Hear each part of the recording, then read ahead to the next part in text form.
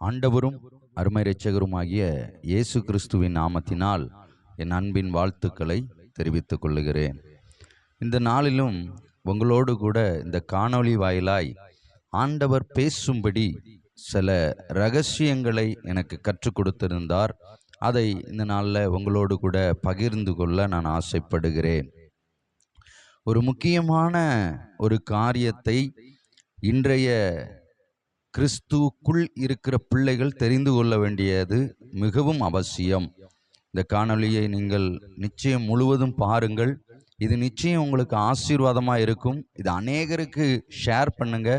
நிச்சயமாக இதை பார்க்கிறவர்கள் ஒரு பெரிய ரகசியத்தை கண்டுபிடித்து கொள்வார்கள். அவர்கள் வாழ்க்கையிலையும் அந்த தவறை செய்யாதிருப்பார்கள். கர்த்தர் அவர்களையும் உங்களையும் ஆசீர்வதிப்பாராக.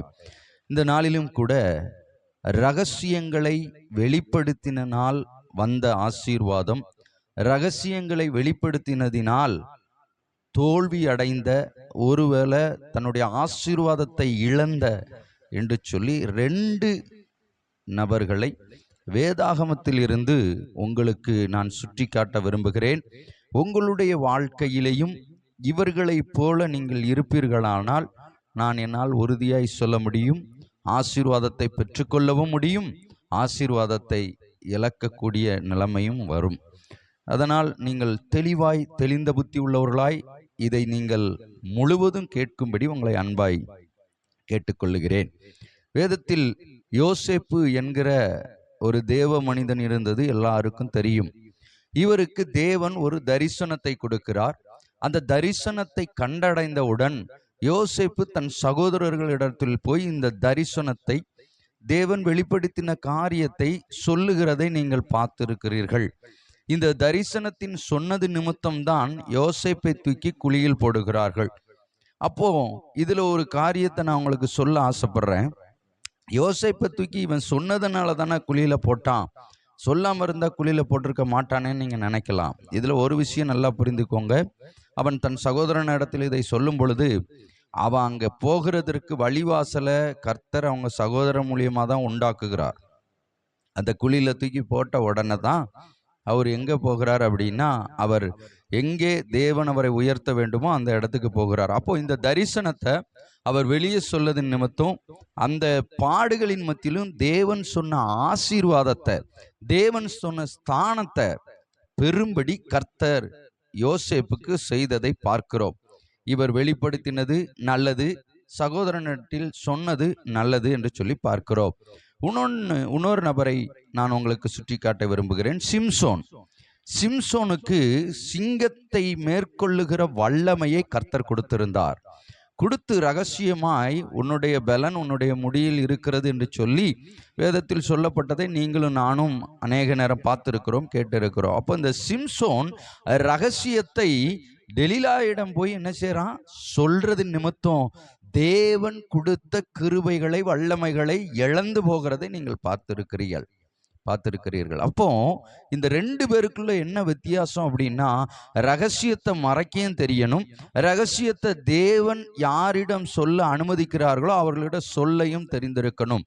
இன்றைக்கு நீங்களும் நானும் நிறைய நேரம் செய்கிற தவறு என்னென்றால், தேவன் ஒருவேளை உங்களுக்கு ஏதாவது ஒரு நன்மையான காரியங்களை செய்கிறேன் என்று வேதத்தின் மூலியம், ஊழியர்கள் மூலியம் எப்படியோ உங்களுக்கு வெளிப்படுத்தினா, முதல்ல நீங்க என்ன செய்றீங்க அப்படின்னா, உங்களுக்கு வேண்டியவர்கள் இடத்தில் போய் சொல்லுகிறீர்கள். எனக்கு ஆண்டவர் வீடு தாரன் என்று சொல்லிட்டார், எனக்கு ஆண்டவர் கார் தாரன் என்று சொல்லிட்டார், பெரிய பிசினஸ் தாரன் என்று சொல்லிட்டார். ஆண்டவர் உங்களுக்கு ரகசியமாய் வெளிப்படுத்தினதை சகோதரனை நீ வெளியே போய் சொன்னதுனால தான் அந்த ஆசீர்வாதம் இந்த நாள் வரைக்கும் தாமதமாய் கொண்டிருக்கிறது. தம்பி, தங்கச்சி, ஆண்டவர் ஒரு வாக்குத்தத்தத்தை கொடுக்கிறார் என்றால், ஆண்டவர் உன்னோடு பேசுகிறார் என்றால், எல்லா விஷயத்தையும் எல்லாரிடம் சொல்லணும் என்பது அவசியமில்லை. இன்றைக்கு அநேக தாய்மார் செய்கிற ஒரே விஷயம் என்ன தெரியுமா? ஆண்டவர் சொல்லிட்டார், நடக்க போகுது, இப்படி செய்ய போகிறாராம் என்று சொல்லி நீங்கள் மற்றவர்களிடம் போய் சொல்லும் பொழுது நீங்கள் நினைக்கிற மாதிரி மற்ற மனுஷர்கள் அதை குறித்து சந்தோஷப்படுகிறது அல்ல.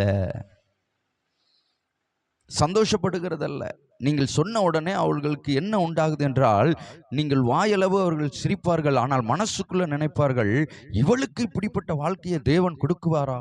எனக்கு தர மாட்டேங்கிறாரே என்று சொல்லி அவங்கள் தங்கள் ஏக்கத்தை வெளிப்படுத்துகிறவர்களாய் மாறுகிறார்கள்.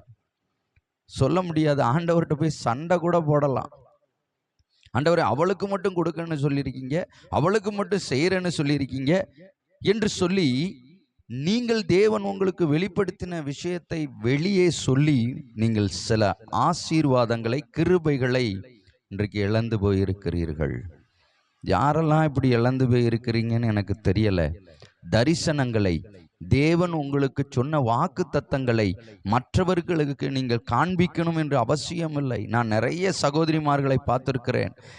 யாரும் என்னை தப்பா நினைச்சிடக்கூடாது, அவங்ககிட்ட போய் என்கிட்ட ஆண்டவர் இப்படி பேசினார். ஒரு தீர்க்கதரிசி சொல்லக்கூடியவர் தலையில கையை வச்சு சில காரியங்களை வெளிப்படுத்தி சொல்லிவிட்டால் அதை கூட உங்களால் இருதயத்தில் ரகசியமாய் வைத்து கொள்ள முடியவில்லை.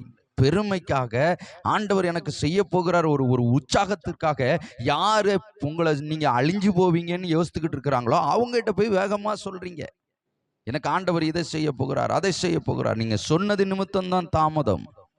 உங்களுக்கு ஏன் இன்னும் நடக்காம இருக்கு தெரியுமா? தாமதமானதுக்கு காரணம் என்னன்னா, நீங்க வாயை எந்த இடத்துல அமைதியா இருக்கணுமோ அந்த இடத்துல அமைதியா இல்லாம விரிவாய் திறந்து ஆண்டவர் உங்களுக்கு ரகசியமாய் கற்றுக் கொடுத்ததை, ரகசியமாய் சொன்னதை நீங்க வெளியரங்கமாய் சொல்லி அநேக இடத்துல பெருமைக்காக, இல்லை என்றால் ஒரு உற்சாகத்துக்காக நீங்கள் சொன்னது நிமித்தம்தான் இன்றைக்கு அதை அடைய முடியவில்லை, அதை சுதந்திரித்து கொள்ள முடியவில்லை.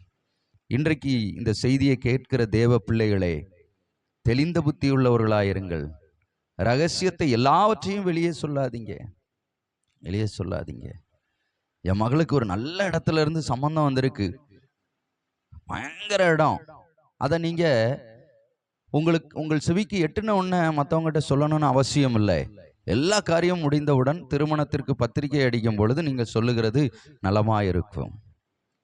எத்தனை திருமணம் இப்படி நீங்க எனக்கு ஒரு நல்ல சம்பந்தம் வந்திருக்குன்னு யாருக்கிட்ட சொல்லக்கூடாது, அவங்ககிட்ட சொல்லதுனால அவங்க அந்த சம்பந்தத்தை நிப்பாட்டுகிறதற்காக நிறைய வேலை பார்த்துருப்பாங்க. ஆனா அவங்களுக்கு தெரியாது, நீங்கள் அவர்களை நல்லவர்கள் என்று நம்பிக்கொண்டிருப்பீங்க.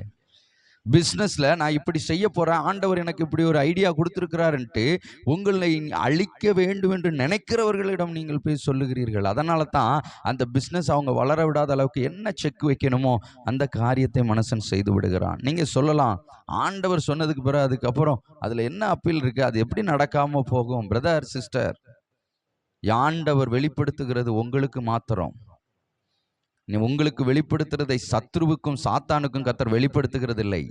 ஆனாலும் நீங்களே உங்க வாயினாலே நீங்கள் செய்யற தவறுனால தான் ஒரு சம்பவம் நடக்கு. இந்த விஷயம் உங்களுக்கு ரகசியமாய் அளிக்கப்பட்ட விஷயத்த நீங்க வெளியே சொன்னதுனால தான் இன்னைக்கு நிறைய பிரச்சனைகள், நிறைய பாடுகள், நிறைய இழப்புகள், நிறைய கண்ணீர்கள், நிறைய துக்கங்கள். எதனால? நீங்க ரகசியத்தை மறைக்காததுனால. இன்றைக்கு தேவ பிள்ளைகள் தெரிந்து கொள்ளுங்கள், ஆண்டவர் எது உங்களுக்கு வெளிப்படுத்தினாலும் பொறுமையோடு, அமைதலோடு, யாரிடமும் பகிர்ந்து கொள்ளாமல் பொறுமையாயிருங்கள். ஒரே ஒரு காரியத்தை சொல்லி நான் முடிக்க ஆசைப்படுகிறேன். எனக்கு தெரிந்த ஒரு சகோதரன் இருக்கிறார். அவர் ஒரு டிராவல்ஸ் வைத்து நடத்தி கொண்டிருக்கிறார். அவர் ஒரு நாள் என்னோடு கூட சொன்னார், ஞானராஜ், உங்களுக்கு ஒரு விஷயத்தை நான் சொல்கிறேன், இதை நீங்கள் ரொம்ப முக்கியமாக கிறிஸ்துவ வாழ்க்கையில் ஃபாலோ பண்ணுங்க அப்படின்னார். என்ன சொல்லுங்க அண்ணன் அப்படின்னு சொல்லும் பொழுது, நீங்கள் கார் வாங்கினாலோ எந்த ஒரு காரியத்தை நீங்கள் செய்வீர்களானாலும் யாருக்கிட்டையும் என்ன செய்யக்கூடாது, நீங்க சொல்லவே சொல்லாதீங்க, யாருக்கிட்டையும் சொல்லாதீங்க.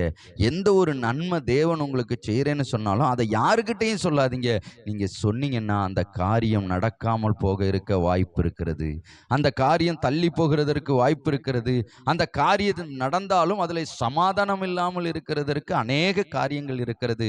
அதனால மறைக்கிறவன், அதை மறைத்து வைக்கிறவன், ரகசியத்தை காத்து கொள்ளுகிறவன் ஆசீர்வதிக்கப்படுகிறான் என்று சொன்னார்கள். இன்றைக்கு இதை இந்த காணொலி வாயிலாய் கேட்டுக்கொண்டிருக்கிற ஒவ்வொரு பிள்ளைகளையும் ஆண்டவராகிய இயேசுவின் நாமத்தில் சொல்லுகிறேன், உங்களுக்கு ஆண்டவர் கொடுத்த ரகசியங்களை வெளிப்படுத்தாதீங்கள். கர்த்தர் உங்களை ஆசீர்வதிப்பார். உங்களுக்கு தரிசனம் கொடுத்திருக்கலாம், உங்களுக்கு ஊழியம் கொடுத்திருக்கலாம், உங்களுக்கு ஏதாவது ஆண்டவர் பெரிய ஆசீர்வாதங்களை வச்சிருக்கிறான், ஏதாவது திருமண காரியங்கள் வச்சிருக்கலாம், பிள்ளைகளுக்கு நல்ல படிப்பு காரியங்கள் வச்சிருக்கலாம், ஏதாவது ஒன்று வச்சிருக்கலாம். இதை வெளியே சொல்லி மற்ற மனிதர்களிடம் வெளிப்படுத்தி இதை தாமதமாகவோ இதில் நிறுத்தி விடுகிறதற்கு ஏதுவான காரியங்களையோ நீங்கள் செய்யாதிருங்கள். கர்த்தர் உங்களை ஆசீர்வதிப்பார். God bless you.